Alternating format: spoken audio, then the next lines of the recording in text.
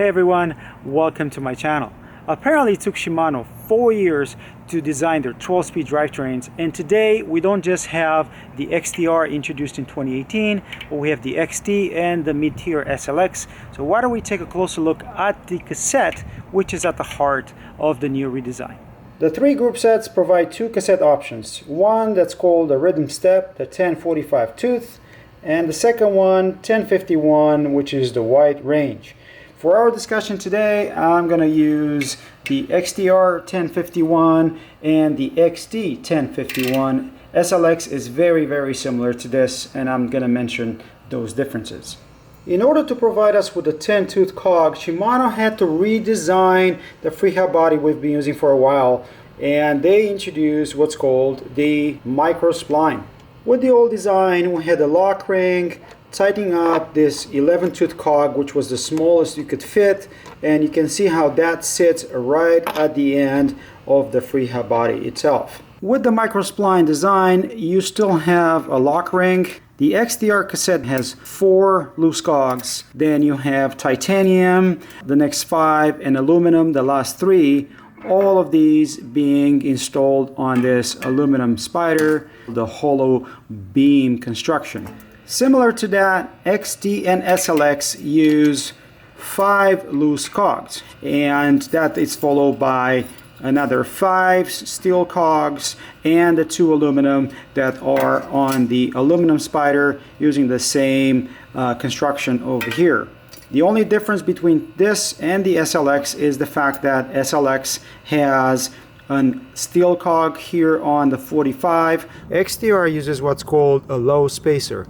It slides onto the Freehub body first before the cassette, and it prevents creaking. SLX and XT cassettes have that already applied in the form of a sticker. You see that shiny surface over here. Shimano had to use 3 aluminum cogs, then titanium cogs on the XTR to come close to the SRAM Eagle. This is 369 grams, which is still about 10 grams heavier than the XX1. XT only uses 2 aluminum cogs and no titanium. The weight comes up to 470 grams, which is about 20 grams more than the Eagle GX that only uses 1 aluminum cog. Finally, SLX that only uses 1 aluminum will come up to 534 grams. One of the issues with the original Shimano design is that when made out of aluminum, these Freehub bodies would get damaged by the loose cogs in the cassettes. It can get so bad that you would have to file them down in order to reuse them. When SRAM introduced the XD driver in 2013, they solved that issue, and also that allowed them to install a 10-tooth cog. We already know that Micro Spline allows Shimano to install a 10-tooth cog, but what about the gouging issue? This was used for about 2 months with that XTR cassette, about 500 miles, and you can see how the loose cogs started to bite into the Micro Splines. So I think Shimano probably solved the issue to an acceptable level, but they didn't completely clear the gouging issue of the Freehub body. Also, the installation of these cassettes is a bit more complicated than before. First, you have to worry about this low spacer, but only in the case of the XTR. Sliding the carrier, followed by the 18-tooth cog in case of the XT and SLX. XTR that's only using 4 loose cogs, it's going to use the 16-tooth followed by this really thin spacer.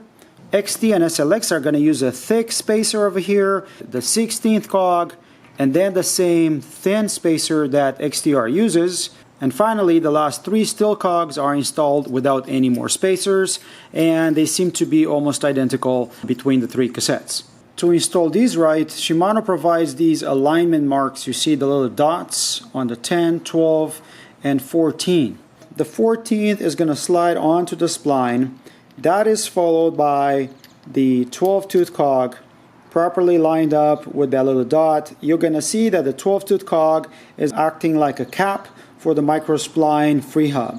That means that the 10-tooth cog has nowhere to go but to attach to the 12-tooth cog. Put them one on top of the other.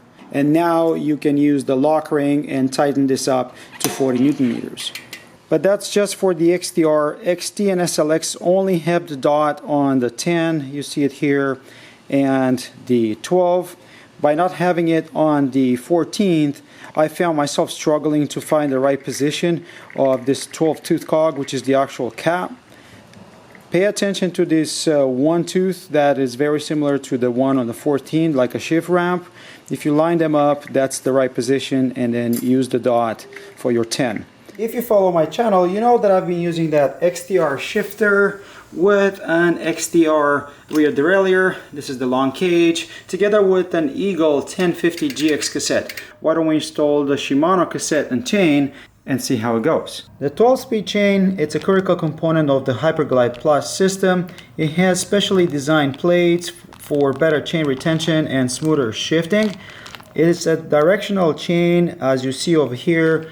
You have nothing written on the plates on the non-drive side, and you have Shimano written here on the plates on the drive side. And for installation, you're gonna have this quick link that is not reusable, by the way. Then, as per Shimano, measure big to big plus 1, 2, 3, 4 is gonna be 5. In the case of this hardtail, they recommend 4 or 5 plus the quick link.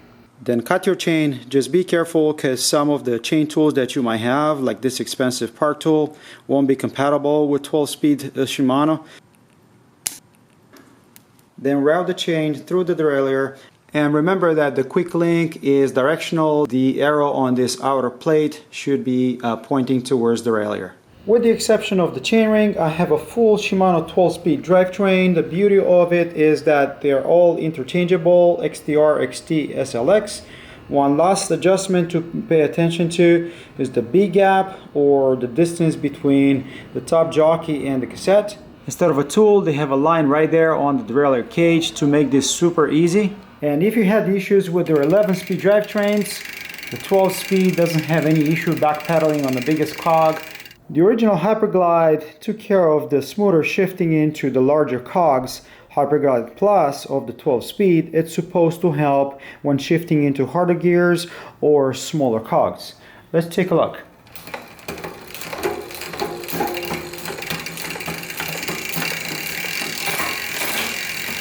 Not too bad, actually pretty smooth.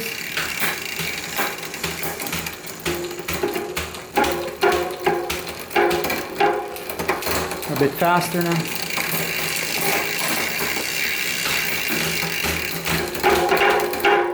And here's the same chain, XT chain, with an XT brand new cassette.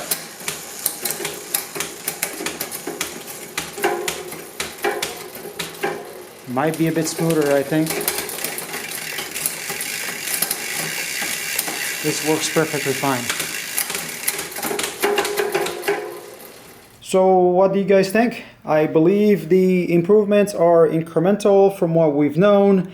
I also remember hearing the product manager from Shimano talking about HYPERGLIDE Plus making a difference under power. So I obviously have to do a bit more testing on this to prove that the new technology really makes a difference. Add to that an interesting derailleur design that looks bent and twisted. I have a video about that on my channel. And I think Shimano gave us 3 Gruppos that are solid, and we're going to see a lot of this in the 2020 bikes coming out soon. What about you guys sticking with me all this time? Do you plan to buy a Micro Spline Freehub and put it on your existing bike? Are you going to buy any of the Shimano group sets? Do you plan to buy a new bike with Shimano already installed on it? I'd love to hear from you in the comments below. If you found this useful, don't forget to like, subscribe, keep an eye on social media, and until next time, hope to see you folks on the trails.